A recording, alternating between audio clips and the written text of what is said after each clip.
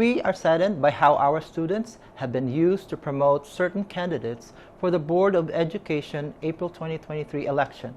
Although few, the students have been negatively influenced and are expressing their sentiments inappropriately.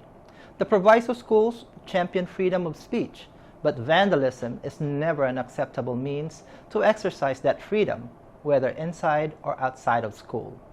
A difference of opinion and conflicting ways to resolve an issue must be dealt with in a professional manner. A display of toxic protest and criticism by several of our colleagues, 2 board members, and a small cadre of community members peppered with misinformation is counterproductive to finding a suitable solution to benefit our scholars. Let us set some misinformation straight.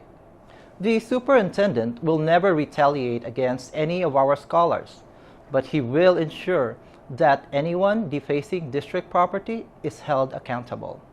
The student deliberately vandalized district property by defacing the photograph of 3 African American board members. She proceeded to walk past the poster, then back to deface it. She did agree to the discipline for misconduct and vandalizing district property. We have a strict policy to hold all students, teachers, and staff members accountable for misconduct and inappropriate behavior.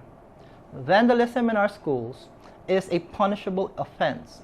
It is an unacceptable way to express freedom of speech. The teachers who allowed students to display April 2023 Board of Education campaign messages in the classroom using misinformation from a board member and create posters during class time to advocate for a slate of candidates were disciplined. As you can see in these pictures, one teacher actually allowed students to create posters during instructional time. Teachers are not allowed to take time from student learning to campaign during instructional hours. And this was the sole reason why teachers were disciplined, not because of any retaliation. The entire Proviso organization is aware of electioneering policies, and every candidate knows the ramifications of such breach of contract by any employee.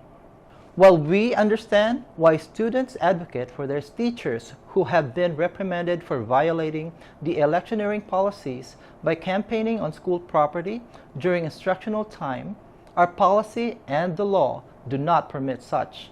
Enforcing campaign and employment policies is imperative to set a high professional standard and an outstanding example so that we may continue to provide a healthy learning environment in our schools. Community, at the end of the day, facts matter.